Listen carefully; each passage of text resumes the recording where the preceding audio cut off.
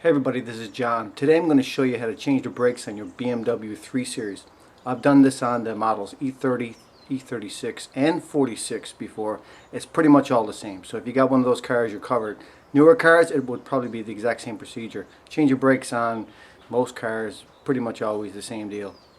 Before we get started, if you don't make it to the end of the video, I want to say most important safety thing to do after the brake job is get in the car and pump the brake pedal until it's very stiff.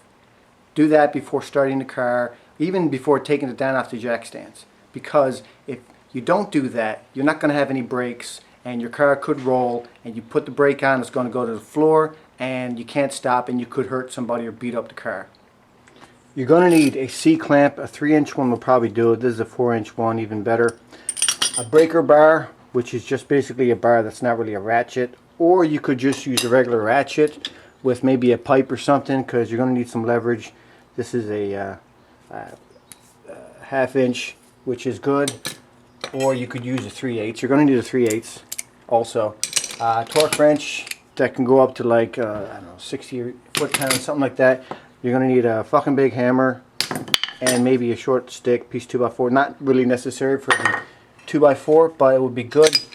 You're going to need a 7mm and a 6mm hex sockets, and you could use a, good to have a flat top screwdriver. If you're going to follow my procedure, absolutely, you probably want a 9mm wrench. Looks like that. This could come in handy. You don't really need it, but it would be good to have. Something that is good is Plasti-Lube. This is a silicone based lubricant that you put on your caliper guide pins. And then anti-seize, something that looks like either that or like that. Piece of wire to hang your brake caliper off, and a little steel brush, and a piece of fish tank hose, and maybe a catch bottle. And you're going to want some brake disc quiet, and maybe some PB Blaster or WD-40, something like that. You could do the brakes just one wheel at a time if you wanted to, but I'm going to do them all at the same time, all 4 wheels. So get the car up in the air on jack stands. Make sure the car is secure. Release your handbrake, because your handbrake expands the shoes inside the rear brakes and you won't be able to get the rear brake rotors off. So let go of your handbrake. You probably had it on to jack the car up. Also want to go and undo the stopper on your brake master cylinder, that fluid reservoir, just in case when you're compressing the pads in, you don't break the seal or something like that, because all the fluid's going to flow back in that reservoir. Just as you're getting started, take your disc brake quiet and smear it on the back of all your pads for all your wheels, and just rub it in with your finger. This is going to dry and make sort of a rubberized backing, and in the future, if your brakes vibrate a little as they touch the rotors, this would form as a little cushion, and that would prevent brake squeal. Loosen your brake fluid reservoir cap, so when you're compressing your brake pistons, you don't overflow and pop the seal. This is the front driver's side wheel. This wheel has a brake wear sensor, electrical sensor on it, and so does the passenger rear side. So go around the car and put a drop of PB Blaster or penetrating lube on the threads of your brake bleed screws right here. Take your hex wrench and undo the hex nut that's in here. You can take this guy here and jam it in there so it won't turn when you loosen this guy up. So left for loose. To remove the anti-squeal bracket thing here, what you need to do is move it this way. So you could easily just put a pair of pliers like this in here and just squeeze it and bring it forward, and that's off. On the back of the caliper, there's these 2 little rubber boots. Just flick them off on the top and bottom sides. This here is your brake wear sensor. You can easily just put pliers on this and pinch a little metal spring and pull that guy off. There should be a little metal tab here. You can see mine is worn down. That's when that contacted the brake rotor. That's what caused the light to come on the dashboard. This here is the brake caliper piston. We need it's out all the way because all the pad thickness is worn away. We need to push it back inside the cylinder here. So we're going to use the screwdriver to do it. You could also just remove it completely and use a C-clamp between here and here to compress it back. This step is optional, but you can put a tube on here, and when you compress this back in, all the fluid, instead of going back into the system, will come out of the tube. But it's up to you how you do this. Put my 9mm wrench on there. Put this on like that. Stick this in a catch can, and then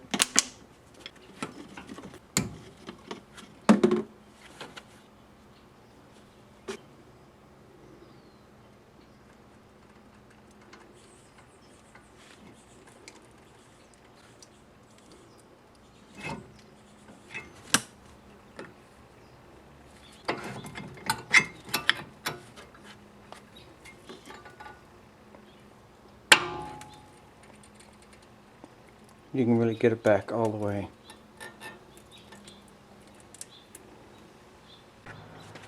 So next step is to just loosen up your caliper guide pin.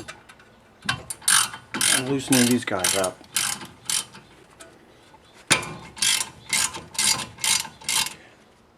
Take my piece of wire here. I'm just going to hang it off the front strut like that. And now these caliper guide pins can just come out all the way.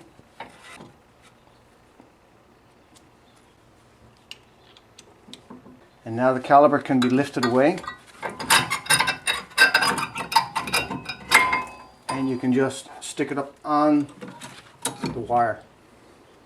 So the pads are just sitting in here now. This one lifts off the back. As you can see, there's a clip on this one that goes inside the piston, and this is the front one.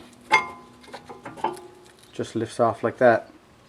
Back here you're going to see there's two caliper bracket mounting bolts. You want to loosen and remove these.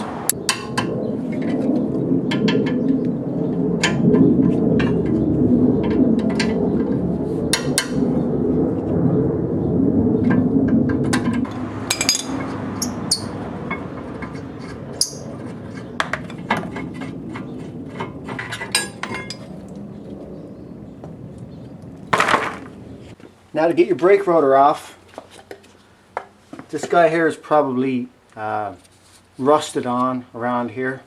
So you take your stick and your FBH and just tap it on the top and bottom, and off it comes. Take your steel brush and clean up any rust or whatever on the hub. I'm going to smear some anti-seize lube around the hub here, because in the next 40,000 miles or so, when I got to change this again, I don't want to have a hard time removing it. Your new rotor is going to come from the factory with a light coating of oil on it so it doesn't rust. So put your rotor in the box and take brakes parts cleaner. This is just brake cleaner, and spray it down on both sides to get the grease off, and then try your best to not touch it and get it greasy again with your hands.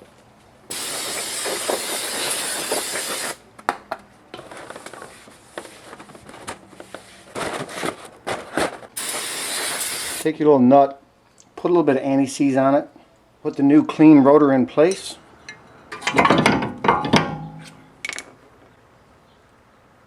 Put your screw back in.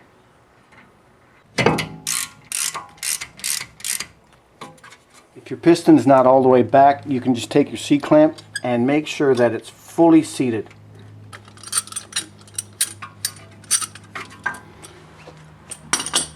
And also, while you're doing it, have a look around your seal to make sure that it's not leaking brake fluid or anything like that. If it is leaking, you'll have to remove the piston and replace a new rubber seal that's inside this piston housing. Now we put this bracket back on.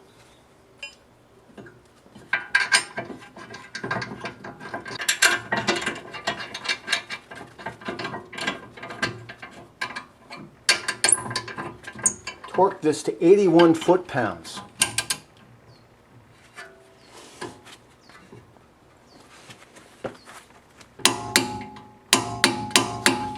If it were the rear brakes, it would be torqued to 49 foot-pounds.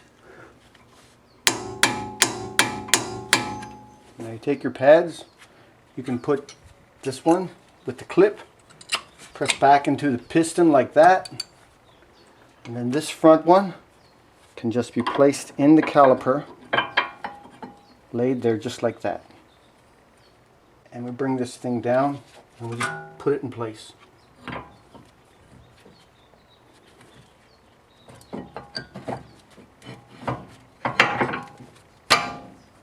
Take a little bit of brake cleaner and we wash the old gunk off the old guide pins. Now you take your AT Plasti Lube and just put some on the caliper guide pin. And put your guide pins back in place.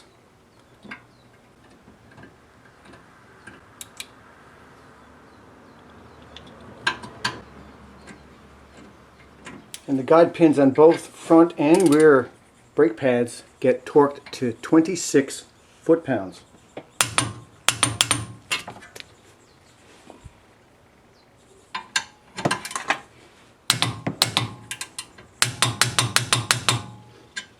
And then you can replace the rubber caps or the plastic caps on the back.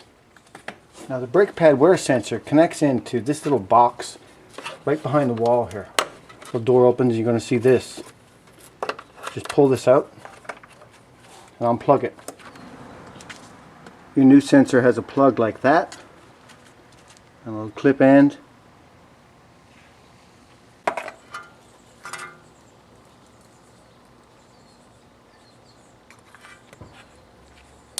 Clicks together.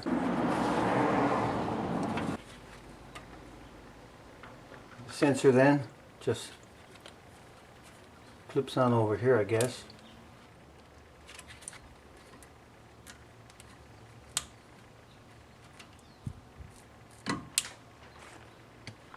And then we put on our anti-squeal bracket.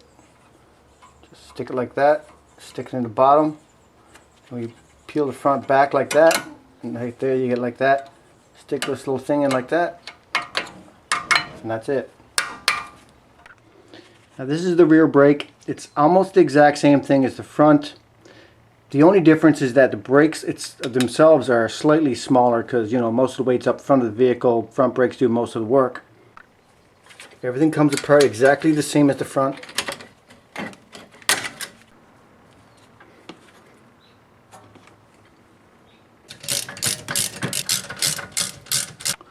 One difference is your caliper hose lengths are shorter, so you need to lay it on something.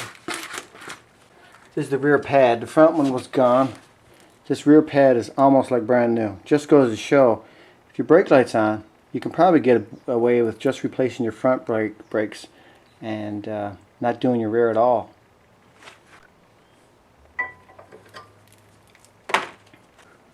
Remove your bracket and take your FBH and your block of wood.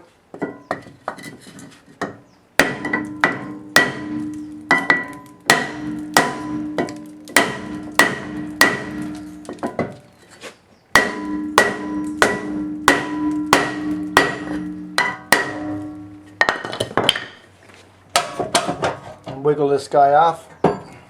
And what you see on this guy is a couple shoes, one up here and one down here. That is your handbrake. Don't have to do anything with that.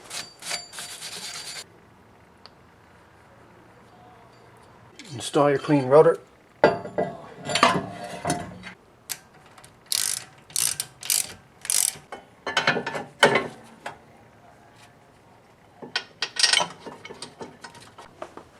The rear is tightened to 49 foot-pounds.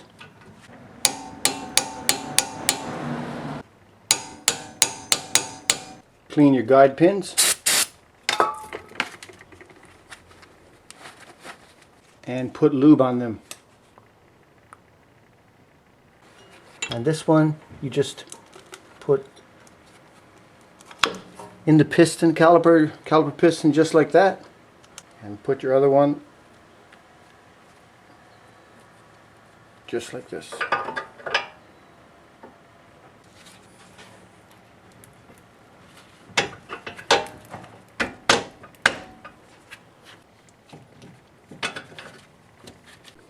Tighten them to 26 foot-pounds.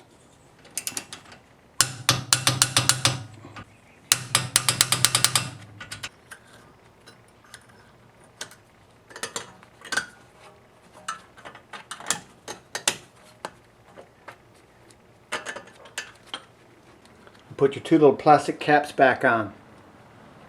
Screw back your brake fluid cap. You could even top it up if you want to. Get in. Pump the brake pedal until it's stiff and hard. Do that. Do that. Do that. Otherwise, you're going to get in the car, start up, go in gear, going to drive forward. There's no brakes. You're going to hit something. You can even try starting the car. Pump the brake again. Make sure it's stiff. That's it. That's the brake job.